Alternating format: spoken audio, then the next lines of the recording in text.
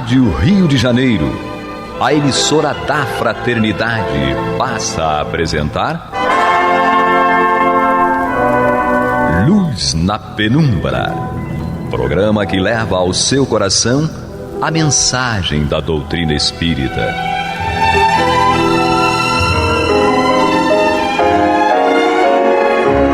E com vocês, João Nogueira, para estudos de obras póstumas de Allan Kardec. Meus queridos amigos e irmãos, estamos aqui mais uma vez, com muita alegria, para levar até vocês esse estudo de obras póstumas. Hoje, continuando aqui o nosso Henrique Parente, para que nós possamos entender, né, essa dimensão maravilhosa que é a doutrina espírita, nesta obra fantástica que é Obras Póstumas. É verdade. Um livro que ele programou naturalmente, né? Construiu o conteúdo, mas que só foi publicado 21 anos após a sua desencarnação. É isso aí. E nós, no último programa, falávamos a respeito dos médiuns facultativos, né? Chegamos à conclusão, depois de conversarmos muito a respeito de consciência, inconsciência, supraconsciência e etc e tal, que nós temos uma parcela muito pequena do nosso arquivo mental agora disponibilizado nesta encarnação. Cada um de nós encarnado tem essa parcela.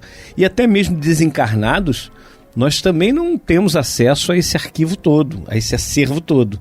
De acordo com a nossa evolução, como nós lemos no último programa, na questão número 18 do Livro dos Espíritos, que nós vamos nos moralizando e vamos tendo acesso a mais informações. E essas informações fora e dentro de nós. Dentro, entre aspas, claro. Ou seja, que nós já angariamos como experiências passadas e coisas ainda que vamos conhecer, né? Então, temos que evoluir moralmente. Então, quanto mais evoluído é o espírito, mais ele tem o conhecimento daquilo que já aconteceu e a experiência toda. Imaginamos aí Jesus como espírito puro, espírito que chegou à perfeição, que ele tem plena consciência, ou seja, 100% da consciência de tudo o que ele viveu desde sua criação como espírito, que foi colocado lá no mineral. Jesus tem plena consciência. Isso é algo assim, Henrique, que a gente fica estupefato, né? Com certeza. Grandioso demais. Por isso que ele diz que eu e o Pai somos um. É verdade. Ou seja, estamos em união. O que o Pai pensa, ele tem acesso, e o que ele pensa. Então, eles se tornam, apesar de serem ou na verdade, melhor falando, né? Seres distintos, porque Deus é Deus, Jesus é Jesus, é Filho, claro. É criado por Deus, assim como todos nós. Mas estão num ponto de união tão grande que o pensamento de um se confunde com o pensamento do outro. Diríamos comunhão. Comunhão. Né? Por isso que espíritos como Jesus são admitidos nos conselhos, como diz Kardec lá no Livro dos Espíritos, nas questões 562, 562A, né? Porque eles correspondem, representam com perfeição o pensamento do Criador. E isso é magnífico, imaginarmos tal coisa, e até para nós bastante complexo de pensarmos que nós um dia seremos como Jesus.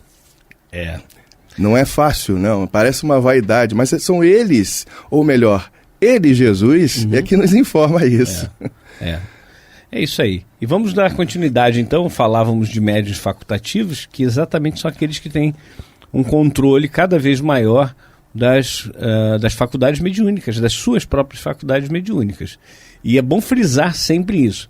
Só se consegue esse controle maior da sua faculdade mediúnica, dos fenômenos mediúnicos produzidos por si, pelo médium, através de estudos, através da prática, em que num grupo, isso é importante que seja num grupo, possam interferir, digamos assim, no conhecimento do outro. Ou seja, um transmite a experiência para o outro. Não transmitir no sentido de, toma, passo aqui a minha experiência. Não, transmitir intelectualmente.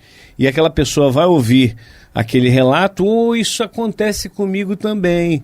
E aí vai começar realmente a ter consciência maior dos fenômenos.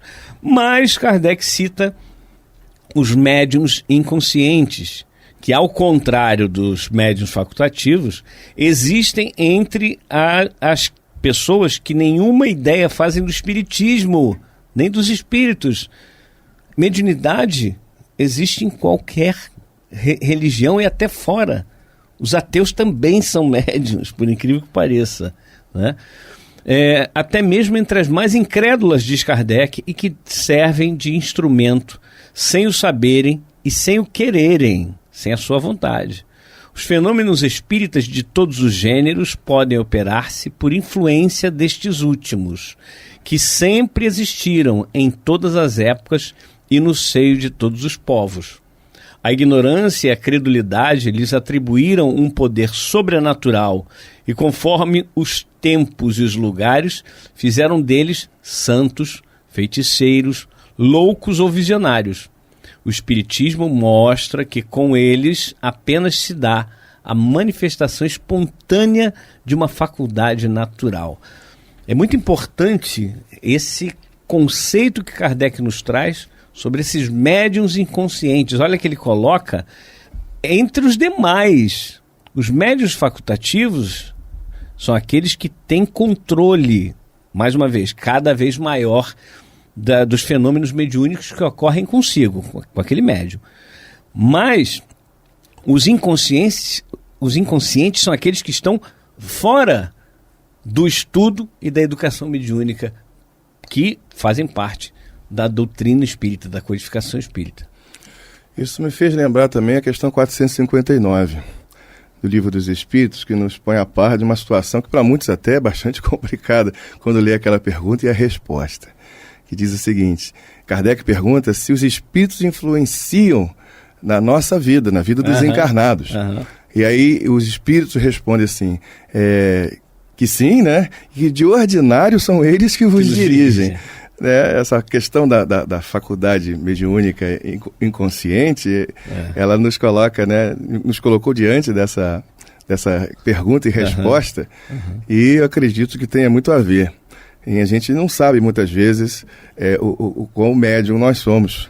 Exato. A gente estudou aqui e refletiu, né, sobre a questão da mediunidade facultativa, sobre a questão da mediunidade em termos gerais, e daqueles que não são médiums, mas apenas no sentido de não serem conscientes ou estarem aptos a certos fenômenos, mas que em geral todos são um pouquinho médiums, porque é uma faculdade natural, ela é inerente ao ser e ao ser humano, né, que a possui. Então, isso obriga a gente a pensar mais a respeito. É verdade.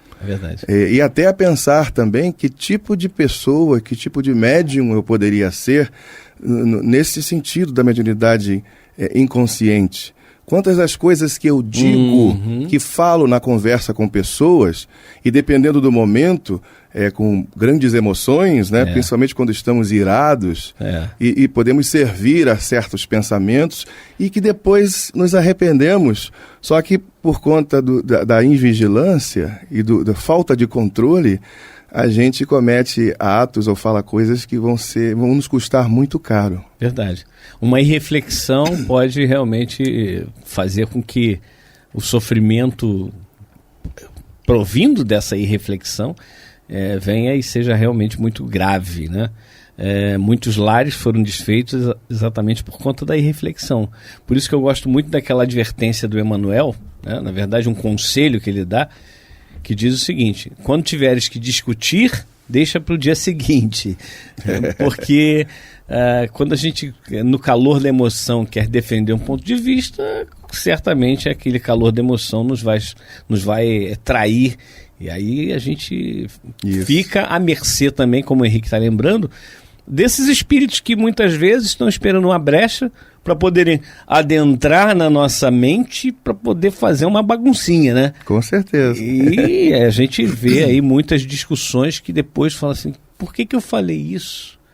Eu não queria dizer isso, eu não queria te magoar, por exemplo, mas magoou, porque nós demos aso a esses espíritos, a esses irmãos que querem aprontar na nossa vida. Isso. Depois, quem tiver curiosidade, dá uma olhadinha nas questões 122 e 122A e B do Livro dos Espíritos, que falam, né, da origem, às vezes, de certos pensamentos nas nossas vidas. Mas não vamos ler aqui, não. Fica aí a título da curiosidade. Mas é interessante. É interessante, inclusive, que nós façamos essa reflexão. Quando acontece isso conosco, precisamos observar. Poxa, isso aqui está acontecendo comigo, e por vezes até com mais frequência, com muita frequência. A gente tem que observar o que está acontecendo. Se eu não sei explicar, eu vou procurar alguém que tenha um conhecimento. E, claro, a gente sempre lembra que se eu tenho um problema no coração, eu não vou procurar um gastro, eu vou procurar um cardiologista. Se eu tenho um problema de visão, eu não vou procurar um otorrino, eu procuro um oftalmo, cada um na sua especialidade. Se eu tenho um problema com a mediunidade, qualquer que seja o problema, eu vou procurar um centro espírita sério que possa me ajudar a compreender, a educar a mediunidade para utilizar essa mediunidade para o bem. Enquanto nós não estivermos com a mediunidade educada, controlada, nós podemos estar sendo joguete de espíritos que querem a nossa tristeza, digamos assim. E a gente não pode permitir isso, porque é o raciocínio, nós raciocinamos. Ninguém aqui quer ser infeliz. Então, se eu não quero ser infeliz, eu não vou fazer o outro infeliz, ou a outra infeliz. Eu vou trabalhar dentro de mim para me melhorar, para que eu possa cada vez mais ser um agente do bem. Como diz Jesus, foi captado lá em Mateus capítulo 5, que é o Sermão da Montanha, onde ele inicia as bem-aventuranças. No versículo 9, bem-aventurados os pacificadores, pois que serão chamados filhos de Deus. Então, se nós queremos realmente pertencer a esse grupo, entre aspas, né, seleto de filhos de Deus, no sentido filosófico, não no sentido real, nós precisamos ser pacificadores. Mas vocês estão ouvindo o programa Luz na Penumbra, estamos estudando obras póstumas, aqui com o nosso irmão Henrique Parente, debatendo sobre esse assunto importantíssimo, que é exatamente a mediunidade, as formas, as características que temos. No dia a dia, Henrique, é fundamental, principalmente em família, não é? Você não acha que em família a nossa mediunidade descontrolada ou inconsciente, como chama aqui Kardec, ela não vai nos prejudicar muito mais do que nos ajudar? Pode sim. E é bom chamar a atenção por uma coisa, em que ninguém que esteja nos ouvindo, pensem também que estamos dizendo que tudo vem dos espíritos. A questão da mediunidade é uma questão de influência. Os conteúdos também existem em nós. Então, a ira vem de nós. Se aceitamos uma influência de outra exterior, se ela encontrar ressonância com o que existe em nós, a coisa fica aumentada. Então, senão a gente vai cair naquela situação de dizer, não, tudo vem dos espíritos, né? O espírito que está me obsidiando, que está me influenciando negativamente, etc e tal. Então, a culpa vai ser sempre dos espíritos, né? Não. Então, não é para que a pessoa fique isento da responsabilidade. Olha aqui, Henrique, desculpa te interromper, mas olha aqui, questão 479 do Livro dos Espíritos. A prece é um meio eficaz para curar a obsessão? Pergunta Kardec, e a resposta: a prece é um poderoso socorro para todos os casos, todos, não só a obsessão, mas todos os casos. Mas sabei que não é suficiente murmurar algumas palavras para obter o que se deseja. Deus assiste aos que agem, e não aos que se limitam a pedir.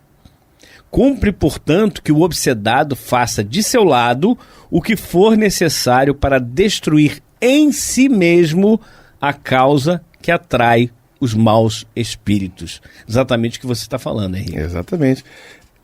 Nós precisamos ser ou nos tornarmos responsáveis também. Isso. Né? Senão a coisa não funciona.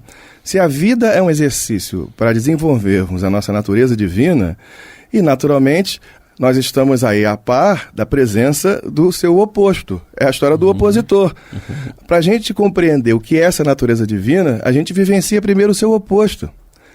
Só que a natureza divina é tão maravilhosa que essa que é a verdadeira natureza humana, que é tudo aquilo que é criado por Deus, possui a natureza da sua própria essência, que é a perfeição. É como uma semente que é introduzida no solo, é simples, né, rústica, aquela coisa, e dali brota uma árvore, uma grande árvore, uma pequena árvore, mas ela, ou seja, algo que cumpre a sua natureza. Ela busca a luz solar, ela busca a relação com a vida aberta, ampla, e assim também o espírito na carne.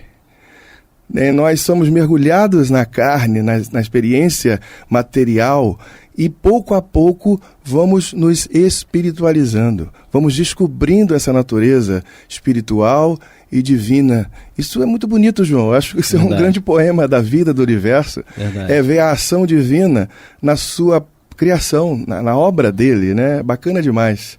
Há quem veja de maneira diferente, né? Mas particularmente eu acho o processo evolutivo uma grande dádiva, uma grande beleza, um grande poema.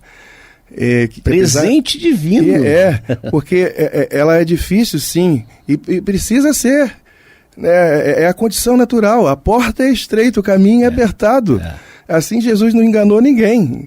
Porque é preciso que a gente realmente compreenda o que é ser um espírito filho de Deus, o que é ser um filho de Deus. Porque a gente aprende a ser livre, porque nós não ficamos escravizados ao Pai, ao Criador, e fazendo só o que Ele quer. Quem interpreta as palavras de Jesus nesse sentido, acho que comete um equívoco, porque o que a gente percebe em espíritos como Jesus é a plena liberdade. Só que a integração dele com a perfeição de quem o criou é tão grande que ele acaba fazendo a vontade do Pai, é neste sentido, mas é ele quem está fazendo, porque ele descobriu o que é a perfeição, e ele age de acordo com isso. Verdade.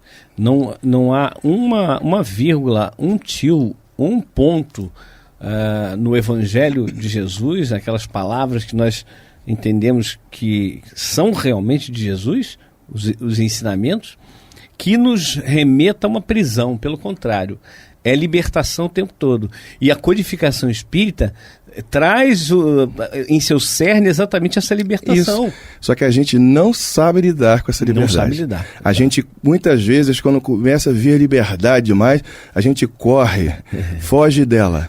E criamos coisas para ficarmos presos a elas. Sistemas, principalmente sistemas. Isso acontece na nossa vida pessoal, acontece nos centros espíritas, nas situações que envolvem vários centros espíritas e etc e tal. A gente fica preso a sistemas que tem que ser assim, assim assado, isso não pode, aquilo outro, quando a proposta não é essa. Mas é compreensível, porque a gente fica com medo.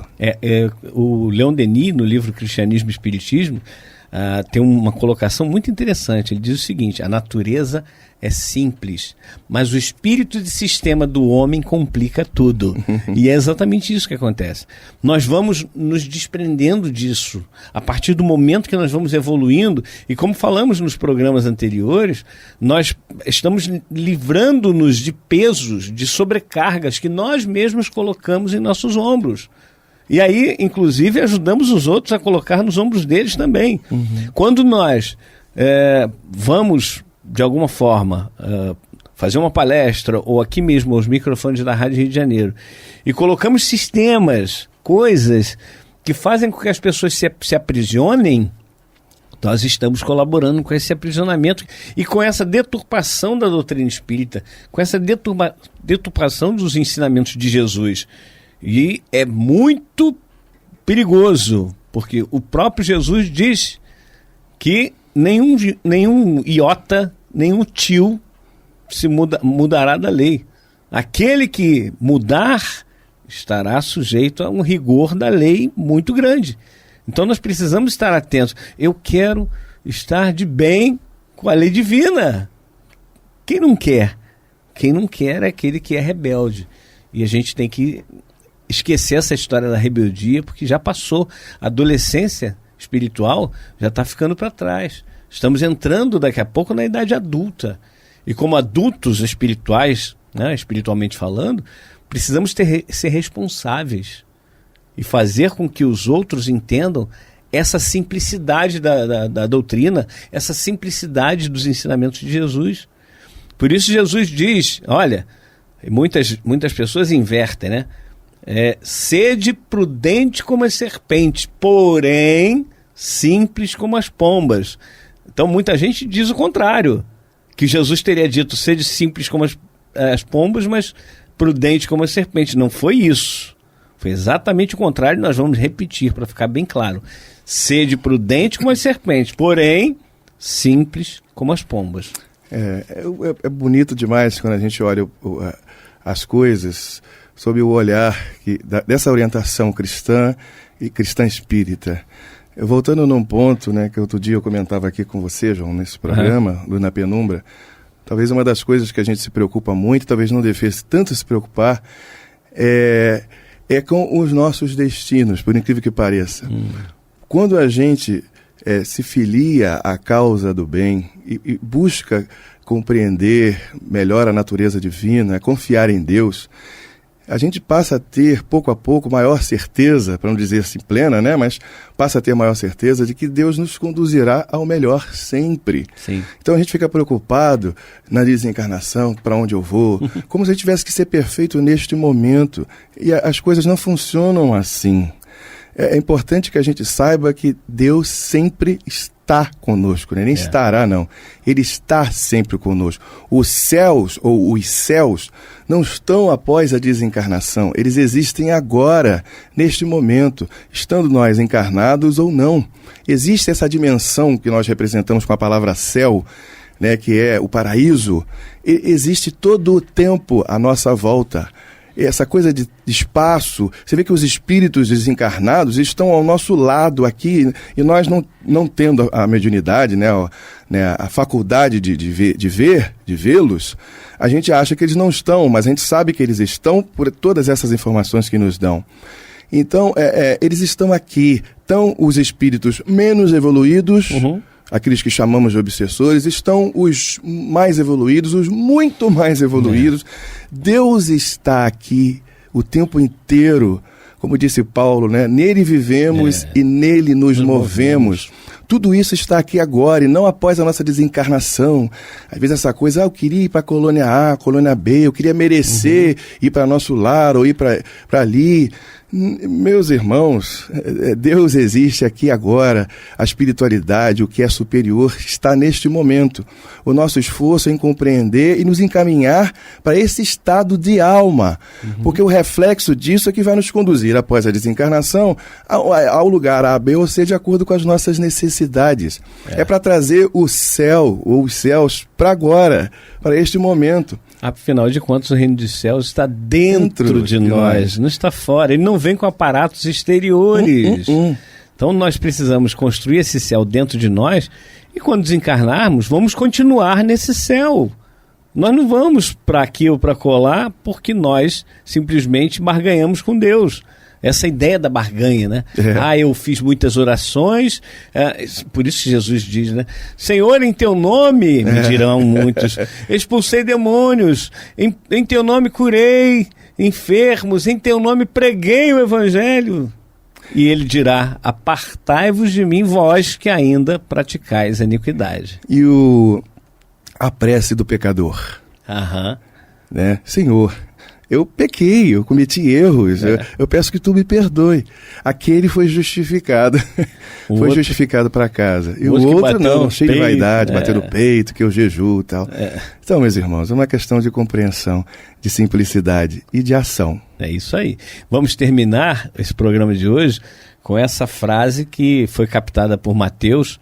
Após o desencarne de Jesus, Jesus estando com os seus discípulos, ele diz o seguinte: ensinando-os a guardar todas as coisas que eu vos tenho mandado, e eis que eu estou convosco todos os dias, até a consumação dos ciclos. Que assim seja. Até o próximo programa. Muita paz. Muita paz.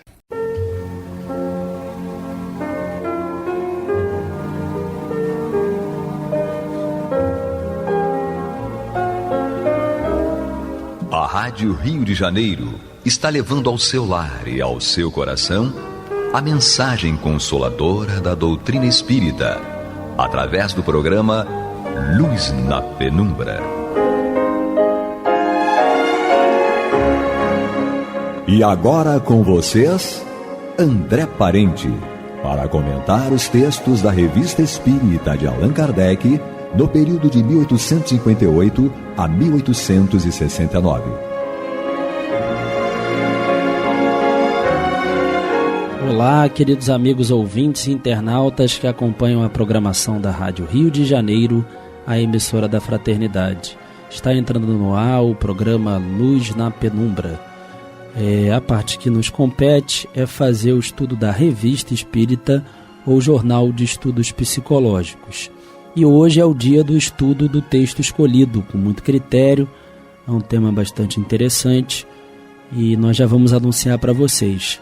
Hoje eu estou apresentando o programa juntamente com a amiga, a companheira Bianca Argolo. Olá, Bianca, tudo bom? Olá, André, tudo bem? Olá, amigos ouvintes. É uma alegria estar aqui com vocês.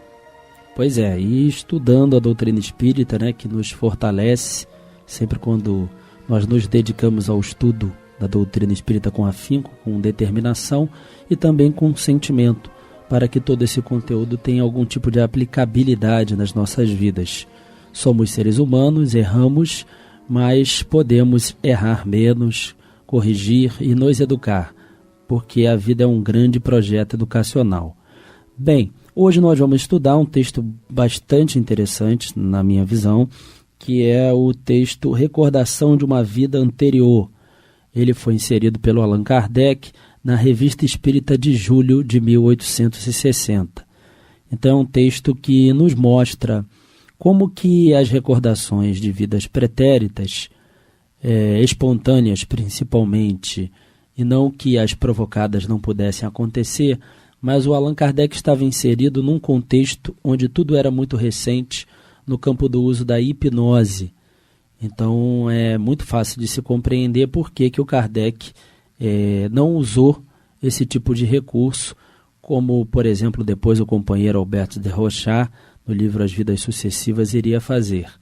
E também sempre existiram aqueles que tinham um pouco de prudência com relação ao uso da hipnose, com relação ao uso da hipnose para provocar uma recordação de uma vida anterior. Então vamos ao texto. Nesse caso aqui, o que aconteceu foi uma recordação espontânea. Sociedade, 25 de maio de 1860. Um dos nossos assinantes nos envia uma carta de um de seus amigos, da qual extraímos o seguinte: perguntastes a minha opinião, ou antes se acredito na presença ou não junto a nós das almas do que amamos. Das almas dos que amamos. Pedis ainda explicações relativas à minha convicção de que nossas almas mudam de envoltório muito rapidamente. Por mais ridículo que pareça, direi que minha convicção sincera é a de ter sido assassinado durante os massacres de São Bartolomeu. Então, o que foi a noite de São Bartolomeu? Foi um dia muito triste da história da humanidade, onde protestantes da vertente huguenote, eles foram massacrados, não só pela Catarina de Médicis. Nós sabemos que tinham outros personagens envolvidos, alguns mais diretamente, outros não, mas o que nós sabemos é que foi um dia onde a intolerância religiosa atingiu um nível muito elevado, e aqueles confrades e companheiros que já leram o livro Nas Voragens do Pecado, psicografado pela nossa companheira e querida Ivone do Amaral Pereira, sabem do que nós estamos falando acerca de determinados personagens que viveram ali e que precisaram de muito tempo na estrada da evolução para que pudessem resgatar os seus débitos. E a intolerância é algo que existe até hoje, inclusive a intolerância religiosa. e por isso devemos tomar muito cuidado sempre quando lemos algum assunto, mesmo que indiretamente acerca da noite de São Bartolomeu, que a gente possa fazer uma reflexão acerca do cuidado que devemos ter com relação àqueles que pensam diferente. Então, voltando ao texto, o que está acontecendo? O indivíduo aqui, o personagem, diz que ele era muito criança quando tal lembrança veio ferir-me a imaginação. Então, repetindo, é uma recordação de uma vida anterior espontânea, que é diferente da recordação provocada. Mais tarde, continua o texto, quando li essa triste página de nossa história, pareceu que muitos detalhes me eram conhecidos e ainda creio que se a velha Paris fosse reconstruída, eu reconheceria essa velha aldeia sombria onde, fugindo, senti o frio de 3 punhaladas dadas pelas costas. Bem, o acontecimento em si é o que menos importa, mas a lembrança espontânea é uma das possibilidades, é uma das provas, é uma das evidências da reencarnação. Então, a reencarnação ou a pluralidade das existências, a mesma coisa, você pode chamar de reencarnação ou você pode chamar de pluralidade das existências. É uma lei de Deus, portanto é uma lei divina, natural, que diz respeito a toda a criatura humana. E o que o Allan Kardec está fazendo? Ele está aproveitando qualquer tipo de correspondência que fosse considerada útil, nesse caso uma carta do senhor V, oficial da Marinha, no qual ele dizia se recordar de uma vida anterior. E ele comenta, né, que essas visões eram em forma de sonhos. E ele fala assim: eu tinha 20 anos, era um rapaz bem posto e parecia que era rico. Vim bater-me em duelo e fui morto. Então ele sente na vida atual, ele sente o frio de 3 punhaladas. Então as recordações são: ele lembra da morte de sua vida anterior, ele reconhece detalhes de Paris, sente o frio dessas 3 punhaladas dadas pelas costas. Ele tem conhecimento dessa noite de São Bartolomeu sem nunca ter estudado. Quando ele foi parar para estudar, ele percebeu que ele já tinha conhecimento desse fato. Os sonhos eram constantes quando ele era criança. E ele percebe que quando ele foi para as Forças Armadas, ele já trazia um sentimento, um conhecimento inato de como mexer com as armas, técnicas, né, de matar. Então, ele percebe que ele trouxe esse conhecimento. E lá no Livro dos Espíritos, na questão 218, Kardec pergunta assim: não é então quimérica a teoria das ideias inatas? E os espíritos respondem: não. Os conhecimentos adquiridos em cada existência não mais se perdem. Liberto da matéria, o espírito sempre os tem presentes. Durante a encarnação, esquece-os em parte, momentaneamente. Porém, a intuição que deles conserva lhe auxilia o progresso. Se não fosse assim, teria que recomeçar constantemente. Em cada nova existência, o ponto de partida para o espírito é o em que, na existência precedente, ele ficou. Então, ele percebe, ele tem total conhecimento de que essa habilidade que ele tem, né, ele não adquiriu nessa vida atual, ele adquiriu numa anterior. Então, são provas positivas acerca da reencarnação. É claro que os estudos continuam no mundo inteiro, é importante a gente ter noção de processo. O que coube ao Kardec foi fazer uma abordagem mediúnica, e dentro da abordagem mediúnica, conforme vamos verificar a seguir, o Kardec tenta entrelaçar aquilo que lhe foi apresentado através de uma carta com uma comprovação experimental acerca do conteúdo, né? O Kardec sempre fazia isso de forma a criar uma metodologia para pesquisar tudo que pudesse compor o espírito humano na sua travessia ao longo da vida, ao longo das sucessivas vidas. Esse espírito ele precisa reencarnar para progredir.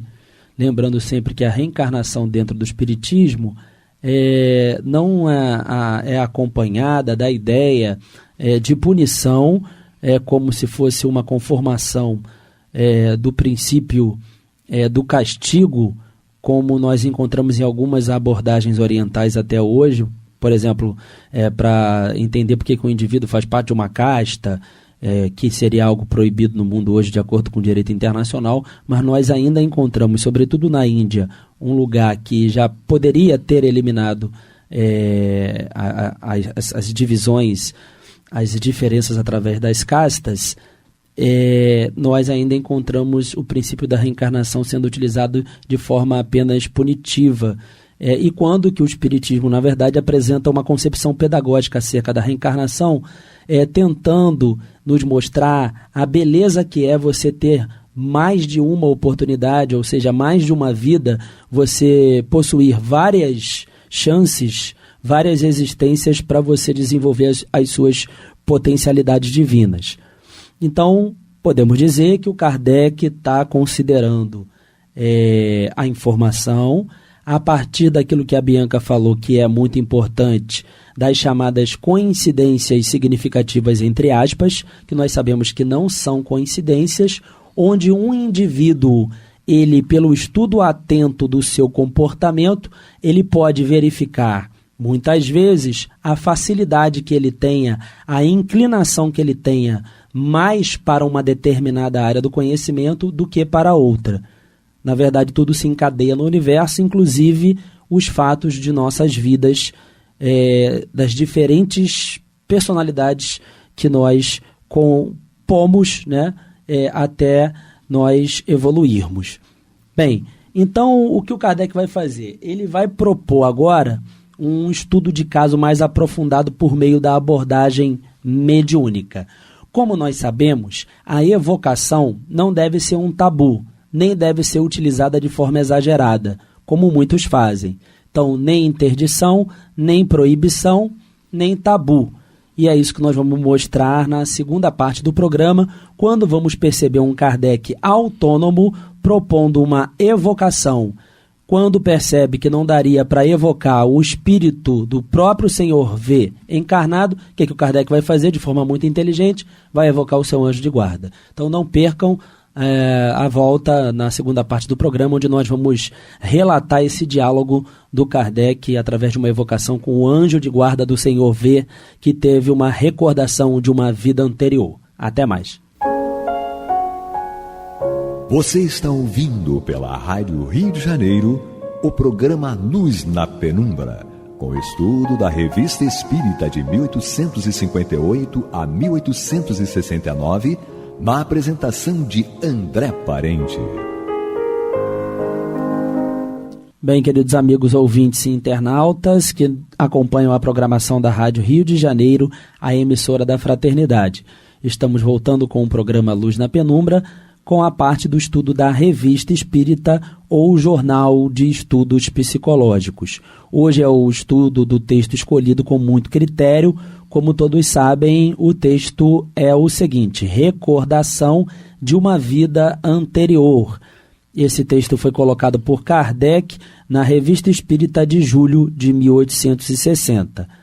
Bem, na primeira parte do programa, nós apresentamos uma carta que foi entregue ao senhor Kardec de um de seus amigos, e o conteúdo foi acerca de uma recordação de uma vida anterior ligada à terrível noite de São Bartolomeu.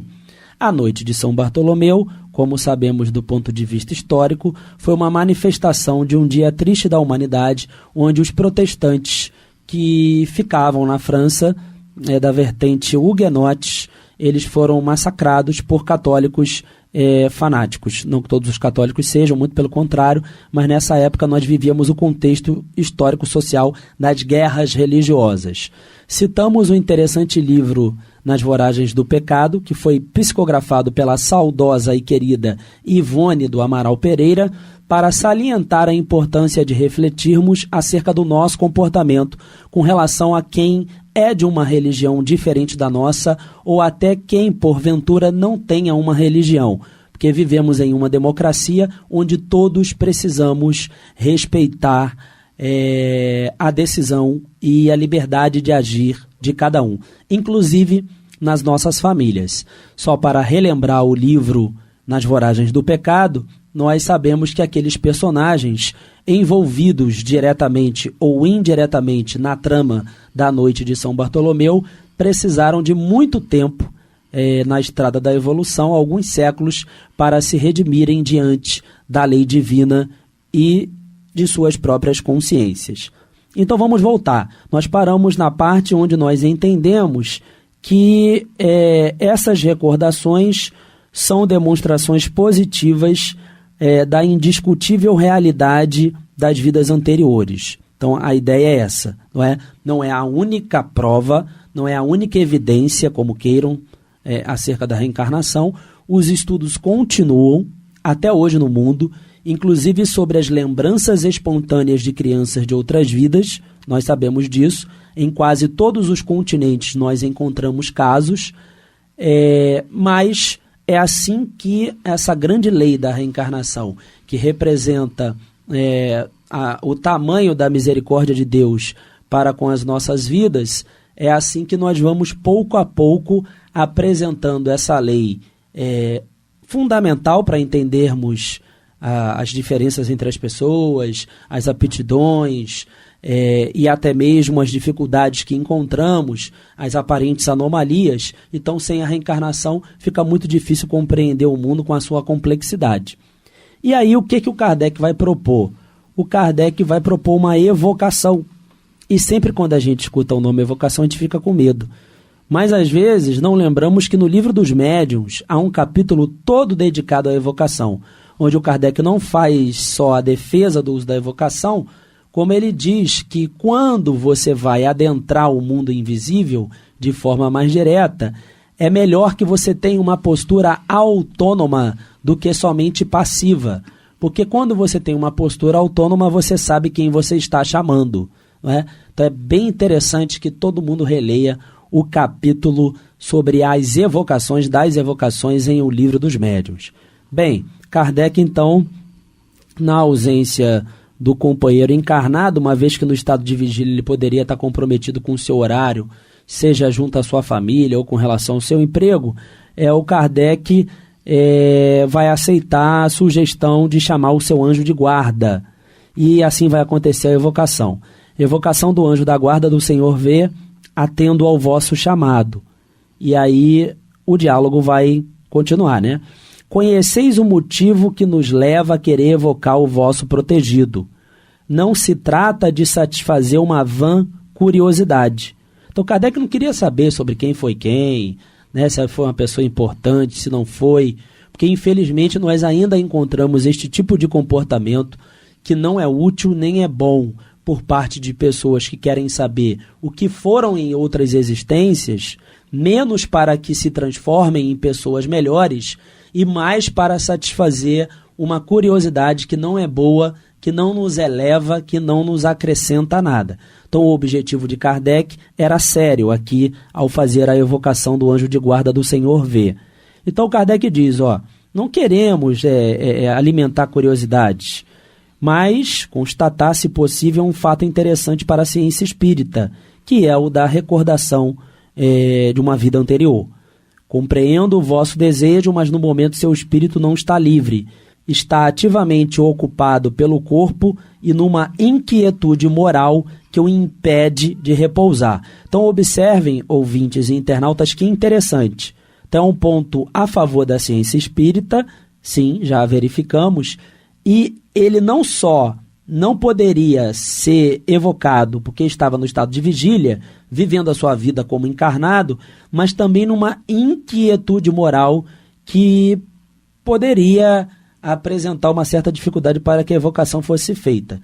Aí alguém que está ouvindo o programa agora, ou ouvinte, ou internauta, em qualquer lugar do Brasil ou do mundo, pode perguntar assim, mas o Kardec evocava pessoas encarnadas? Sim, e é uma nuance importante da ciência espírita, porque muitas vezes nós achamos que nós só podemos abordar o estudo da mediunidade e da fenomenologia espírita considerando a parte do contato de espíritos desencarnados sem o corpo físico com espíritos encarnados.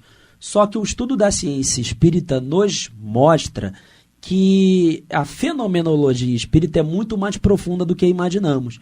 E o Kardec, pelo que entendemos, ele aproveita cada circunstância para fazer um estudo que pudesse ter consequências morais, para que todo mundo pudesse compreender que mesmo um indivíduo encarnado, quando no estado do sono, que é um dos estados de emancipação da alma, ou o seu anjo de guarda, em reuniões sérias, tudo isso poderia ser feito a favor da confirmação de um princípio defendido e trabalhado pelo Espiritismo. Então a evocação foi feita com o anjo de guarda do Senhor V. E a gente percebe dentro desse capítulo que você está falando, do Livro dos Médiuns, que esse estado de sono, né, pode ser a pessoa viva, né, no caso o encarnado, ele dormindo ou cochilando. Então não precisa ser à noite, né, um simples cochilo, a pessoa pode sim ser evocada e às vezes a gente não tem, né, conhecimento, mas geralmente esses nossos cochilos a gente vai a conversas, né, com outras pessoas. E isso é tão interessante porque quando o espírito é mais evoluído e mais acostumado com relação ao seu desprendimento, ele pode fazer isso com mais facilidade. Eu vou usar um exemplo histórico. O Sócrates, muitas vezes, ele ficava parado. E as pessoas não sabiam o porquê dele ficar parado. E achavam que ele era maluco, que ele era louco. Mas depois ele chegava lá nos banquetes gregos para os debates filosóficos, geralmente pedia para ser o último a falar e falava de forma muito inspirada. Então, o que é isso?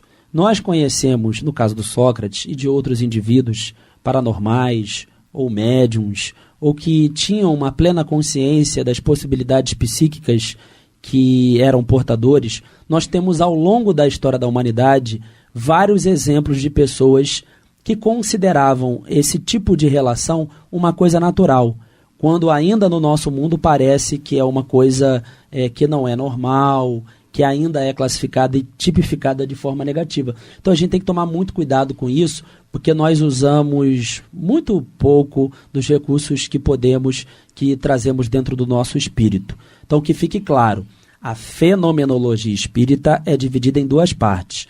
Na abordagem mediúnica, quando tem uma comunicação entre seres de duas dimensões, tudo bem, mas também existe uma parte do estudo anímico, usando a palavra anímico ou anímica aqui, não no sentido depreciativo, não apenas no sentido negativo, mas no sentido positivo, porque anímico é o que vem da própria alma, e nós temos várias possibilidades dentro de nós, porque, como dizia Jesus, o reino de Deus está dentro de nós e nós não sabemos disso.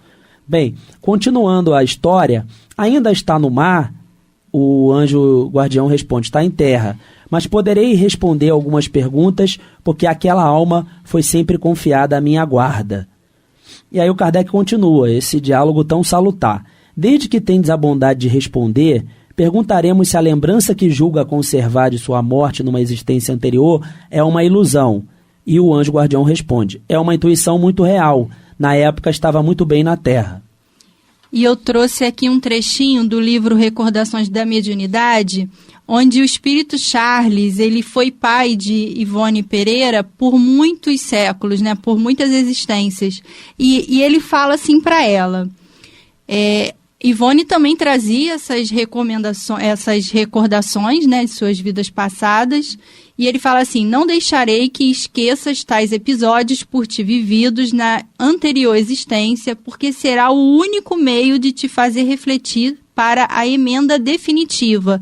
Então, tem um objetivo útil, essas lembranças, né?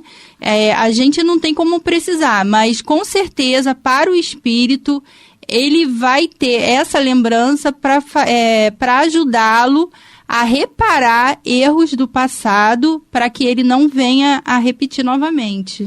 Sem dúvida. Nós estamos falando hoje, então, de casos espontâneos de recordação e só para fechar, de algumas décadas para cá, o volume de casos de crianças que têm lembranças espontâneas de outras vidas também é algum chamamento da espiritualidade, nos convidando a reconhecer a importância da reencarnação, a importância de nós nascermos de novo para vermos o reino de Deus, como ensinou-nos o Mestre da Vida. Bem, queridos amigos ouvintes, o tempo é muito escasso, chegamos ao final de mais um programa Luz na Penumbra. Muita paz a todos e uma semana de muita luz. Um abraço e muita paz.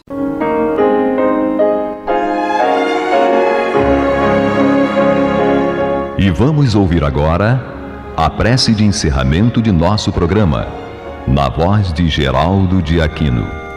Jesus, dá-nos coragem para a luta, piedade para os insultos e misericórdia para as injustiças e ingratidões.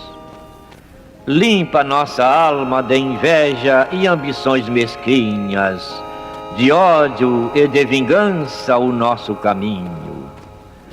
E que dentro em pouco, ao recolher-nos de novo ao calor do nosso leito, para que o sono nos dê a paz e o esquecimento das tristezas humanas, possamos sentir, Senhor, no mais íntimo de nosso ser, a doçura indefinível do Teu amor e a grandeza incomparável da Tua divina presença. Que assim seja.